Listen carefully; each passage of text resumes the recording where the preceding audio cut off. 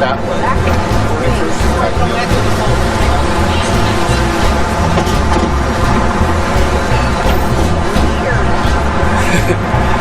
Hey Kraut, just wanted to do this little video and show you that I haven't been arrested yet.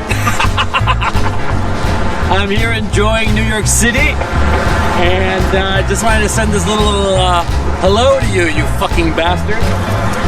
It's been almost 6 days since a Chilean-American journalist who's been covering the conflict from inside Ukraine has gone missing. I hope you're happy in your sniveling little shithole in bumfuck Austria, you little fucking faggot. But I really want to talk about Destiny. That was fucking funny. Destiny. Oh man, I loved fucking with that guy's head. It was just fun, you know? Gonzalo Lira is 54 years old and has been living in Ukraine for the past few years. He was in Kiev when the conflict erupted in February. And poor Destiny, man. He's just little boy lost. Little boy lost who, you know, he got beat up when he was a little kid. He has repeatedly criticized the Ukrainian government and armed forces for their actions. At the end of March, he tweeted what he called the truth about Zelensky's regime, adding he might disappear, as did other critics of Kiev, some of whom were later found dead. Here's one of Gonzalo Lira's latest interviews before he went missing. And the only thing he had to fall back on was his brains, right? Because he is smart, right? He is smart, but he's a nihilistic little fuck who only cares about pulling shit down. He's a classic deconstructionist.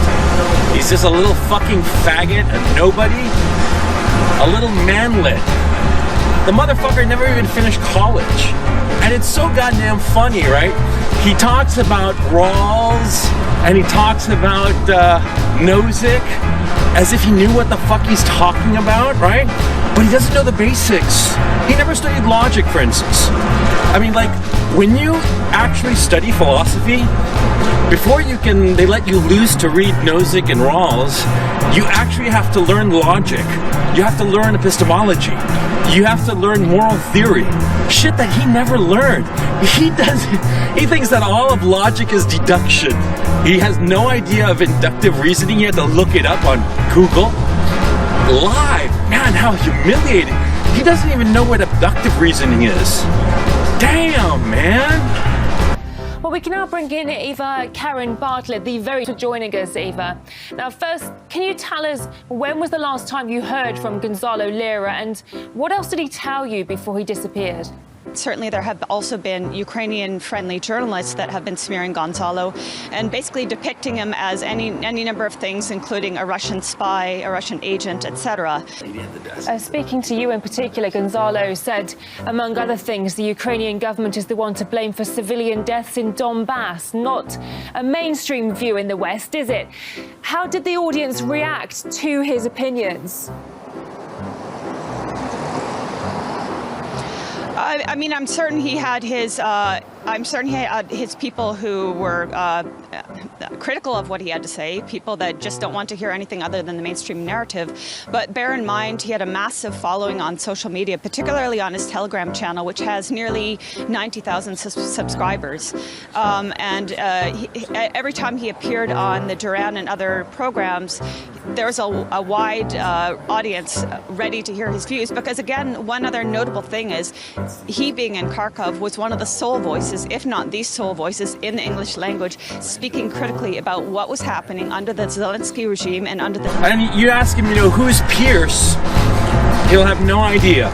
You who never studied philosophy, well, you have an excuse. You never studied philosophy, so I'm here to tell you. C.S. Pierce, the father of modern logic. Yeah, great contributor to the branch of logic.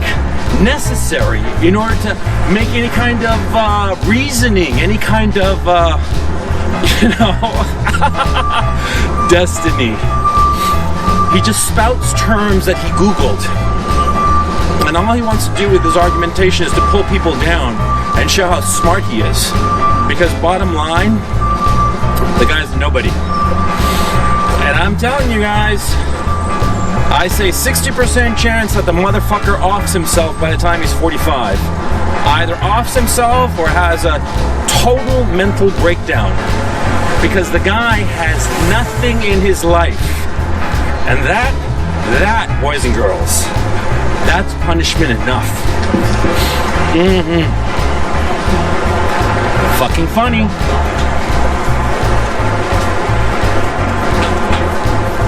It's, what is it? Friday, April 20th. Friday already. Yeah, a week. April 22nd, 2022. I'm in Kharkov. I just want to say that I'm fine physically. I'm a little rattled. I was picked up by the SBU on Friday, April 15th at a little after 1 p.m. local time. I'm okay physically. I'm a little rattled, or I'm okay. I don't have my computer, and I don't have my phone, and I don't have my cell phone or access to my email accounts. But I'm still in Kharkov, and for the time being, I cannot leave. The authority here has told me that I cannot leave the city, and but I'm okay, and none the worse for wear, and I'm rambling, and I'm sorry about that. You know, I'm a little bit discombobulated, as you can imagine, but I mean, this is a fucking dangerous city, and you can ask reasonably, why the fuck are you staying? Well, 2 reasons. Number one, I can't leave the country because the SBU has told me that I can't leave the country until my case has been, my case has happened, as it were. I'm supposed to be prosecuted for I don't know what.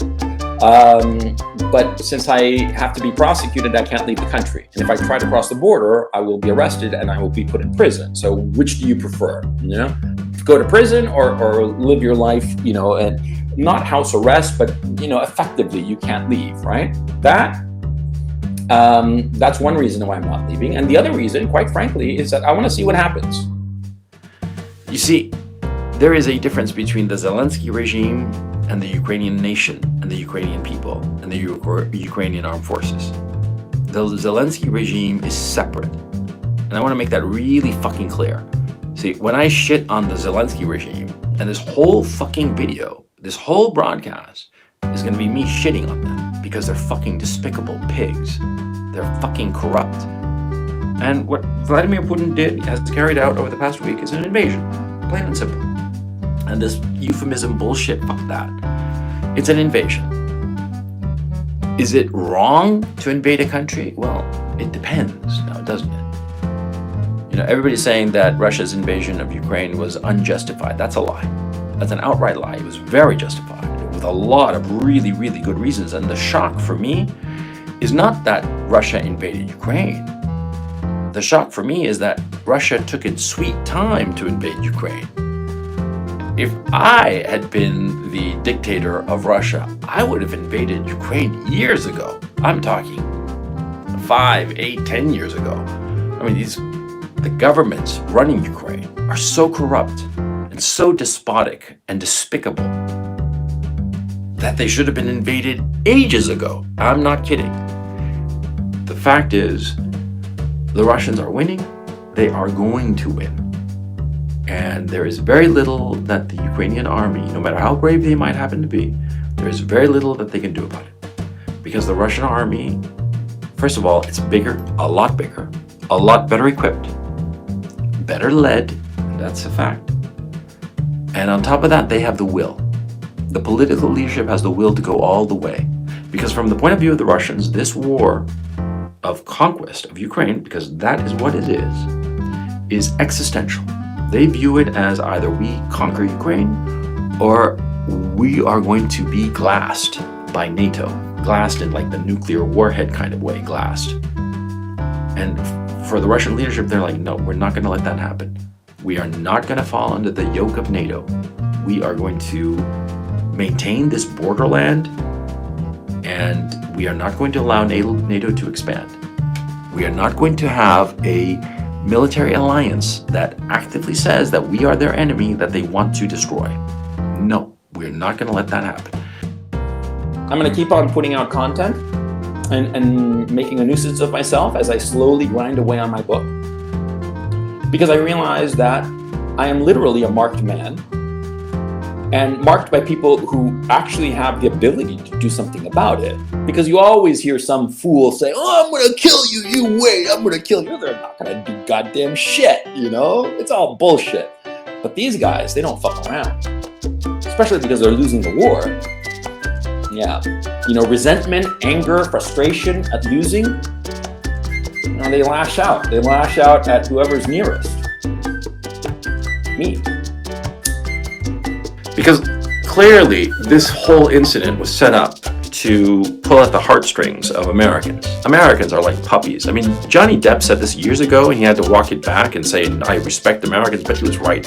Americans are like puppies, okay? They're emotional, they're stupid, and they run around without any thought, any consideration as to the future, and they're pathetic. I mean, I'm just up to here with Americans of all stripes, you know, between the decadence and degeneracy, the fatness, and the loser leadership that it's got. I mean, dude, you know, anybody worth anything in the United States should leave. I've said this since last October, man. The United States is toast, and all the people there, fucking losers, every single one. But they're puppies. They're puppies, just like Johnny Depp said, and they are willing to throw any kind of common sense out the window. What you just said is one of the most insanely idiotic things I have ever heard. At no point in your rambling, incoherent response were you even close to anything that could be considered a rational thought. Everyone in this room is now dumber for having listened to it. I award you no points, and may God have mercy on your soul.